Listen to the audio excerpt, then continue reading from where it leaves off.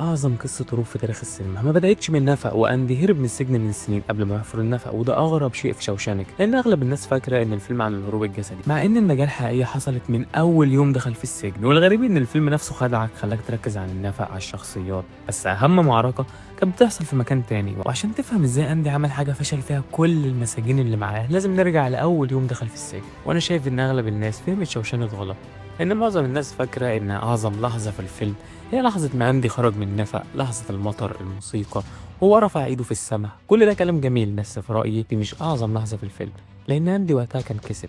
بس لو رجعنا شوية لورا هتعرف إنه كان انتصر من سنين، وده اللي أغلب الناس مش بتلاحظه. خليني أسألك سؤال، إيه الفرق بين أندي وبين بروكس؟ الاتنين دخلوا نفس السجن، شافوا نفس الظلم، وعاشوا من نفس الحيطان، لكن واحد منهم خرج حر والتاني أول ما خرج اتدمر. ليه؟ الإجابة دي هي أهم حاجة في الفيلم كله، لأن شوشانك عمره ما كان فيلم عن الهروب، كان فيلم عن حاجة أخطر بكتير. إزاي السجن ممكن يدخل جواك، وإزاي الناس بتخرج منه بس هو ما بيخرجش منهم أبدا. ودي أول معركة أنت دخلها من أول يوم. فأول مرة هتشوف الفيلم تفتكر إن أخطر شخص في شوشانك هو مدير السجن، الحراس، أو حتى العصابة اللي كانت بتضرب أندي. بس بعد ما تعيده تاني وتعمل ريواتش هتكتشف إن أخطر حاجة في السجن ما كانتش أي حاجة من دول، بينما كانت الاعتياد. إنك تصحى كل يوم في نفس المكان، تشوف نفس الوشوش، تعمل نفس الروتين، لحد ما تبدأ تصدق ان ده العالم الحقيقي. وده بالظبط اللي حصل لمعظم المسجونين. وخير مثال على كده بروكس قضى عمره كله في السجن، لدرجة ان السجن بقى جزء من شخصيته، جزء من هويته، جزء من نفسه. ولما اخيرا خرج المفروض يبقى اسعد شخص في حياته، صح؟ لكن اللي حصل كان العكس، العالم بره كان اكبر منه، اسرع منه، اغرب منه. وبروكس اكتشف حاجه مرعبه، انه بقى بيعرف يعيش في السجن اكتر ما يعيش في الحريه. ودي من اتعس اللحظات في الفيلم كله، لانك بتفهم ان السجن الحقيقي مش دايما بيبقى حيطان وحديد، احيانا بيبقى فكره قعدت سنين جوه دماغك لحد ما بقيت مقتنع انك مستحيل تخرج من غيرها وتعيش. وعشان كده لما تبص على اندي لازم تسال السؤال الاهم، ايه اللي خلاه مختلف؟ ليه هو الوحيد تقريبا اللي السجن ما قدرش يبلعه؟ وده اللي هتكتشفه دلوقتي بقى نرجع للسؤال المهم، ليه اندي منهارش؟ هل لانه اذكى من الباقي؟ ممكن. هل لانه اقوى منهم؟ اكيد لا، احنا شفناه بيتضرب، بيتهان، بيتعرض لابشع انواع الذل. ومع ذلك في حاجه جوه اندي كانت مختلفه. في رايي اندي فهم حاجه باقي المسجونين ما فهموهاش، ان السجن مش بيكسب لما يقفل لك الباب، السجن بيكسب لما بيخليك تنسى ان في حياه تانية اصلا. وهنا بدات الحرب الحقيقيه. بص على كل حاجه عملها اندي، المكتبه، الموسيقى، تعليم السجناء، الخطابات اللي كان بيبعتها كل اسبوع. لو فكرت فيها ولا واحده من الحاجات دي كانت هتساعده يهرب، ولا واحده. يعني لو هدفه الوحيد الهروب كان ممكن يقعد يحفر في الهدف وخلاص، بس اندي كان بيعمل حاجه اغرب، كان بيبني عالم موازي، عالم صغير جوه السجن. السجن بيقول له انت سجين، واندي يرد يقول له لا انا لسه انسان. السجن بيقول له مفيش امل، اندي بيقول له هعمل مكتبه. السجن يقول له انسى العالم، اندي يرد بموسيقى اوبرا تسمعها الزنازين كلها. وده واحد من اعظم المشاهد في تاريخ السينما، لان اندي كان عارف انه هيتعاقب وعارف انه هيتحبس انفرادي، ومع ذلك عملها. ليه؟ لان المشهد عمره ما كان عن الموسيقى، كان عن المقاومه، عن كل واحد بيقول للسجن انت تقدر تتحكم في جسمي لكن مش هتقدر تتحكم في روحي. ومن هنا بدات افهم ان اندي ما كانش بيحفر نفق بس، كان بيحفر طريق يحافظ بيه على نفسه. تحول لبروكس جديد. بس الغريب ان كل الناس كانت مركزه على المكتبه، على الموسيقى، على الحفره، ومحدش كان شايف اخطر خطه في الفيلم كله. وانا بتفرج على شوشانك اول مره افتكرت ان اندي اذكى شخص في السجن، وبعد ما رجعت للفيلم تاني اكتشفت ان كنت مقلل منه، لان اندي ما خدعش مدير السجن بس ولا الحراس، اندي خدع الفيلم نفسه، خدع المشاهد، خدعنا كلنا. خلينا اوضح، لما تشوف الفيلم بتبدا تركز على الحفره، على المطرقه، على خطه الهروب، بس الفيلم طول الوقت كان بيخبي حاجه اهم، ان اندي كان بيبني حياه جديده من سنين، شخصيه جديده، هويه جديده، اسم جديد، حسابات جديدة، مستقبل كامل. واحنا كنا مستنيين يوم الهروب، كان عندي بيجهز ليوم ما بعد الهروب. ودي نقطة عبقرية، لأن أغلب الناس بتحلم بالخروج من المشكلة، أما أندي فكان بيفكر إيه اللي هيحصل بعد ما يخرج. وهنا الفرق واضح بين الهروب وبين التحرر. وعشان كده أنا شايف إن أعظم خدعة عملها أندي مش إنه حفر نفق تحت السجن، دي أي حد شاف الفيلم عارفها. الخدعة الحقيقية إنه خلانا نفتكر إن القصة كلها عن الهروب، بينما القصة من أولها لآخرها عن شيء تاني. كانت عن راجل قرر ما يسمحش للمكان إنه يحدد هو هيكون مين. بس هنا بيجي السؤال الأصعب، لو أندي كان مختلف للدرجة دي ليه النهاية مؤثرة كده؟ ليه ملايين الناس خرجت من الفيلم حاسة بشعور نادر؟ السبب في رأيي مش الهروب ولا الانتقام ولا سقوط مدير السجن، السبب كان في حاجة تانية تماما.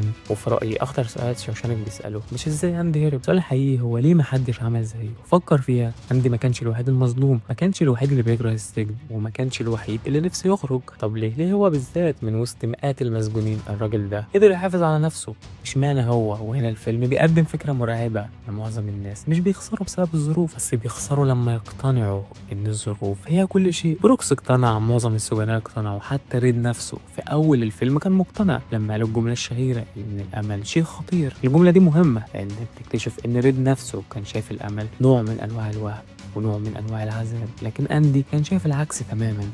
وهو ده اللي بيخلينا نختلف مع ناس كتير في فهم الفيلم. ناس كتير بتقول ان الفيلم عن الامل، وانا شايف ان النص الحقيقه. الفيلم مش عن الامل، الفيلم عن المقاومه، لان الامل لوحده مش كفايه وعمره ما هيكون كفايه. في ناس كتير عندها امل بس ما بتعملش حاجه. عندي كان عنده امل لكن كان عنده فعل كمان، كان بيبعت خطابات، بيبني مكتبه، بيخطط، بيتحرك كل يوم، كل سنه، كل 10 سنين. وعشان كده يمكن أعظم رسالة في الفيلم مش إنك ما تفقدش الأمل، بس أعظم رسالة إنك ما تحطش حياتك تحت رد فعل للظروف. ودي فكرة مرعبة لأنها بتخليك تسأل نفسك سؤال شخصي: لو اتحطيت مكان أندي كنت هتبقى أندي ولا كنت هتبقى بروكس ولا يمكن كنت هتبقى ريد؟ وده السبب اللي بيخلي الفيلم ده عاش كل السنين دي، لانه مش بيحكي عن سجن، هو بيحكي عن الناس، عن الانسان لما الدنيا تحاصره، عن الفرق بين شخص بيقول دي حياته وخلاص وشخص تاني بيقول لا لسه ما خلصتش. لكن هنا بيجي السؤال الاصعب في الفيلم كله واللي تقريبا محدش بيتكلم عنه: هل اندي انتصر ولا دفع ثمن الانتصار اغلى مما نتخيل؟ وفي رايي في حاجه غريبه جدا بتحصل مع اغلب الناس بعد ما تخلص فيلم شوشانك. كلنا بنطلع فاكرين ان اندي هو بطل الفيلم، وده طبيعي، القصه كلها تقريبا بتلف حواليه. هو اللي دخل السجن ظلم، هو اللي خطط، هو اللي هرب، هو اللي انتقم. لكن كل مرة برجع اشوف الفيلم بسأل نفسي سؤال غريب: لو اندي هو البطل ليه الفيلم ما بيتحكيش بصوته؟ ليه ريد هو اللي بيحكي؟ ليه احنا عايشين الرحلة من خلاله هو؟ وليه النهاية الحقيقية للفيلم مش لحظة هروب اندي بل لحظة خروج ريد؟ فكر فيها، اندي تقريبا ما بيتغيرش من اول الفيلم لاخره، نفس المبادئ، نفس الشخصية، نفس الإيمان، نفس الهدوء. بس ريد كان بيتغير بالكامل. ريد هو اللي دخل الفيلم مقتنع إن الأمل كذبة، ريد هو اللي فقد إيمانه بالحياة، ريد هو اللي اتعود على السجن، ريد هو اللي شاف بروكس بيدق قدامه، ريد هو اللي كان مرشح يبقى نسخة جديدة من بروكس. لكن أندي غيره وغيره، وده اللي بيخليني أقول رأيي يمكن الناس تختلف معاه. يمكن أندي ما كانش بطل الفيلم، يمكن أندي كان الرسالة، أما ريد فكان الرحلة. ويمكن عشان كده النهاية مؤثرة، لأننا مش بنحتفل بهروب أندي، إحنا بنحتفل بإنقاذ ريد، لأن أندي كان هيخرج مهما حصل. بس السؤال الحقيقي طول الفيلم: هل ريد هينجو؟ هل ريد هيصدق إن في حياة حقيقية بره الجدران دي؟ هل ريد هيبقى بروكس جديد؟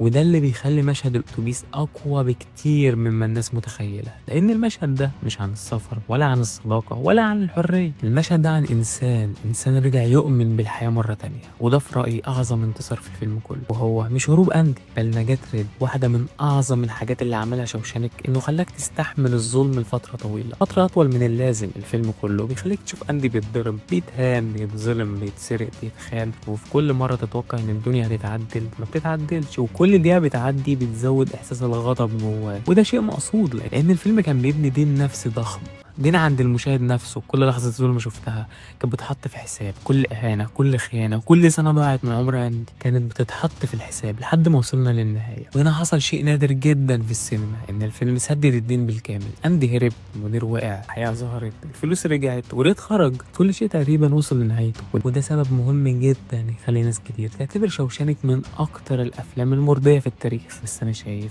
إن في سبب أهم، سبب الناس قليل لما بتتكلم عنه، وان النهايه ما كانتش مجرد انتصار لاندي، كانت انتصار لفكره، الفكره اللي الفيلم بيحارب عشانها من اول دقيقه: ان الانسان ممكن يتاخد منه كل شيء بس الا الحاجه اللي بيقرر انه يتمسك بيها. وده اللي حصل مع بروكس، وده اللي رفض اندي انه يحصل له، وده اللي اتعلمه ريد في النهايه. وعشان كده انا شايف ان لحظه مقابله ريد واندي على الشاطئ مش نهايه قصه هروب ولا نهايه قصه انتقام ولا حتى قصه صداقه، دي نهايه حرب طويله بين الانسان والاستسلام. والسبب ان المشهد ده بيعيش مع الناس لحد النهارده ان كل واحد فينا شاف نفسه من الشخصيات. في ناس شافت نفسها بروكس، وفي ناس شافت نفسها ريد، في ناس نفسها تكون أندي. وده يمكن سر الفيلم الحقيقي، ان عمره ما كان بيتكلم على السجن، كان بيتكلم على الحياة نفسها. هل تفتكر الحرية مخيفة أكتر من السجن؟ ودي حاجة غريبة جدا شوشانك بيقولها، ويمكن دي تكون أكتر حاجة مرعبة فيه، إن السجن مش دايما أسوأ مكان. يمكن أول مرة تسمع الجملة دي، لكن بص على بروكس، الراجل ده قضى عمره كله بيحلم بالحرية، كل يوم، كل سنة، كل دقيقة كان نفسه يخرج، بس اول ما خرج انهار. ودي من اكتر اللحظات المزعجه في الفيلم، انها بتكسر فكره احنا متعودين عليها ان الحريه دايما جميله، بس للاسف لا، احيانا الحريه مرعبه. احيانا الحريه بتطلب منك تبدا من الصفر، تاخد قرارات، تتحمل مسؤوليه، تواجه العالم لوحدك. وبالنسبه لشخص زي بروكس السجن كان اسهل بكتير، على الاقل السجن كان مفهوم واضح متوقع، اما العالم الحقيقي كان فوضى. وده اللي خلاني افكر في حاجه، كم شخص حوالينا عايش نفس قصه بروكس، ناس قاعده في شغل بتكرهه، ناس في علاقات مدمره، ناس في حياه مش عاجبها مستمرين فيها. ليه؟ لان المجهول بيخوف اكتر، لان الحريه احيانا مخيفه. وريد ما كانش خايف من السجن، ريد كان خايف من الحياه اللي بره السجن، كان خايف يطلع ويكتشف انه بقى زي بروكس. وعشان كده واحد من اعظم انتصارات اندي في الفيلم انه ما انقذش نفسه بس، انقذ ريد كمان من المصير ده، انقذه من انه يتحول لرجل حر بس ميت من الداخل. وده يمكن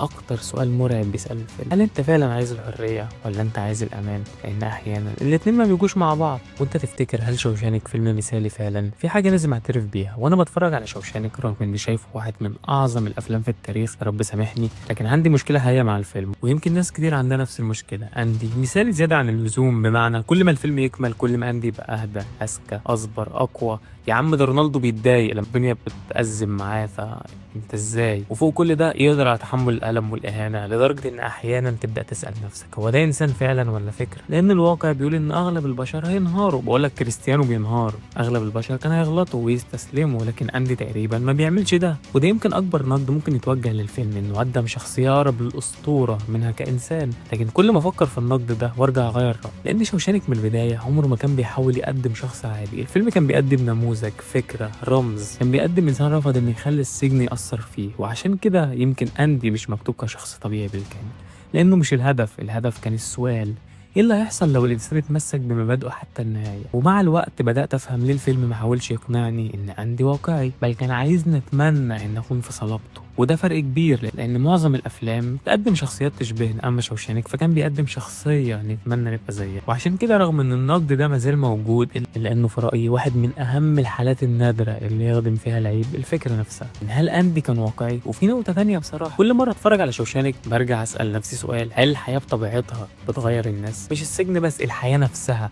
سنين قليلة كفيلة تغير أفكارك، مبادئك، طريقتك في الكلام، نظرتك للعالم. أحيانا بتغيرك لدرجة إنك تبص لنفسك القديمة بس إنك شخص تاني. حتى قرارات معينة أنت لو اتخذتها ممكن تشوف إن أنت كنت تافه في وقت من الأوقات، فما بالك بواحد قضى 19 سنة في السجن، 19 سنة من الظلم والعنف والوحدة والذل. منطقي جدا إن السنين دي تسيب أثر ضخم على أي إنسان. بس الغريب إن أندي خرج بنفس الروح اللي دخل بيها، نفس الهدوء، نفس الإيمان، نفس الصلابة، نفس المبادئ. ودي نقطة أقدر أفهم ليه الناس بتعتبرها غير واقعية، لأن الواقع بيقول إن الزمن بينتصر على الجميع. بقولك كريستيانو الزمن بينتصر عليه، فالظروف بتكسر كل الناس بدرجات مختلفة. بس الفيلم اختار طريق تاني، اختار إن يقدم أندي كشخص قوم التغيير مش كشخص اتغير. هل دي نقطة ضعف ولا نقطة قوة؟ وفي رأيي لو كنت بتفرج على فيلم واقعي جدا عن السجون كده هتبقى نقطة ضعف. بس شوشانك عمره ما كان واقعي بالكامل. الفيلم من البداية كان أقرب للحكاية، أقرب لأسطورة، أقرب لفكرة كبيرة عن الإنسان، وكان محتاج شخصية تفضل واقفة وسط كل ده، شخص يثبت إن الظروف مش دايما هي اللي بتكسب. وعشان كده كل جزء مني مازال شايف إن أندي مثالي أكتر من اللزوم، إلا إنه جزء أكبر مش فاهم ليه الفيلم عمل كده. لأن شوشانك محاولش يقول البشر بيتصرفوا كده، بل حاول يقول البشر ممكن يكونوا كده. ودي نقطة غريبة ويمكن أول مرة أخد بالي منها. لما اتفرجت على شوشانك إحنا بنتعامل عليه إن فيلم ملهم، فيلم أمل، فيلم حرية، فيلم بيخليك تحس إن الدنيا لسه فيها فرصة، وده صحيح. لكن في رأيي دي مش الحياة كاملة، لأن كل مرة ترجع للفيلم تحس إنه مرعب أكتر ما هو ملهم، مش بسبب السجن ولا الضرب ولا الظلم، بس بسبب حاجة تانية خالص، الزمن. بص على بروكس، معظم الناس بتفتكره شخصية جانبية، لكن بالنسبة لي بروكس ده من أكتر الشخصيات المرعبة في الفيلم، لأن بروكس ما خسرش معركة، ما خسرش خناقة، ولا خسر هروب. لما خرج من السجن اكتشف ان العالم كمل من غيره، كل حاجه اتغيرت، الناس اتغيرت، الشوارع اتغيرت، وهو واقف مكانه. وده مرعب لان الفيلم هنا مش بيتكلم عن بروكس، الفيلم هنا بيتكلم عن انسان ممكن يصحى فجاه يكتشف ان السنين عدت من غير ما يحس، من غير ما الزمن يتاثر بيه، وكده كده الزمن مش هيتاثر بيه، وفجاه بيسال نفسه انا كنت بعمل ايه طول الوقت ده. وعشان كده لما نبص على ريد هنلاقي انه كان ماشي على نفس الطريق. ريد كان بيضحك، بيتكلم، بعدين متاقلم، بس الحقيقة كان بيتحول لبروكس بالتدريج وهو مش واخد باله. ودي يمكن أكتر حاجة مخيفة في الفيلم، إن التغيير الكبير مش دايما بيحصل فجأة، أحيانا بيحصل ببطء شديد لدرجة إنك ما بتحسش بيه. كل يوم شبه اللي قبله، كل سنة شبه اللي قبلها، وفجأة تلاقي 20 سنة راحوا. لكن هنا بدأت أفهم إن السجن الحقيقي في الفيلم ما كانش الجدران، السجن الحقيقي كان الاعتياد، إنك تتعود على وضع مش عاجبك، تفضل تقول بكرة بعدين مش دلوقتي لحد ما العمر يعدي. وعشان كده أنا شايف إن أكتر مشهد مرعب في الفيلم مش مشهد ضرب ولا انتحار ولا ظلم، أكتر مشهد مرعب لما تشوف بروكس واقف وسط العالم الجديد تايه غريب مش عارف يعيش. لأن المشهد ده بيقولك حاجة مؤلمة، إن الإنسان مش بيموت دايما لما قلبه يقف، أحيانا بيموت لما يفقد مكانه في الحياة. وده اللي بيخلي شوشانك فيلم بالنسبة لي مختلف، لأنه في نفس اللحظة اللي بيديك فيها أمل بيحذرك إنك تسيب الأيام تعدي من غير ما تاخد قرار، بيحذرك إنك تتعود على الحياة مش بتحبها، بيحذرك من أخطر حاجة ممكن تحصل لأي إنسان، إنه يصحى بعد سنين طويلة ويكتشف إنه كان عايش على وضع مؤقت، بس المؤقت ده بقى عمر كامل. وأعتقد إن أكبر سبب خلى شوشانك يعيش لحد النهاردة مش النفق ولا الهروب ولا حتى الانتقام ولا حتى النهاية. السبب الحقيقي إن كل واحد شاف الفيلم لقى نفسه في شخصية منه. في ناس كانت بروكس، وفي ناس كانت ريد، وفي ناس نفسها تبقى أندي. وعشان كده لما قلت في بداية الفيديو إن أعظم خطة هروب ما كانتش من نفق، كنت أقصدها حرفيا، لأن أندي ما بدأش الهروب يوم ما خرج من الزنزانة. أندي بدأ الهروب لما قرر إنه ما يسمحش للسجن يتحكم فيه ويدخل جواه. وده يمكن أعظم انتصار في الفيلم، مش إنه خرج من السجن بل لأنه رفض إنه يصبح سجين من الداخل. ويمكن عشان كده بعد كل السنين دي لسه شوشانك قادر يلمس ناس عمرها ما دخلت السجن، لأنه في النهاية عمره ما كان فيلم عن السجن، كان فيلم عن الإنسان. وبس كده، لو عجبك الفيديو ما تنساش اللايك والسبسكرايب، وقول لي رأيك في كومنت. سلام.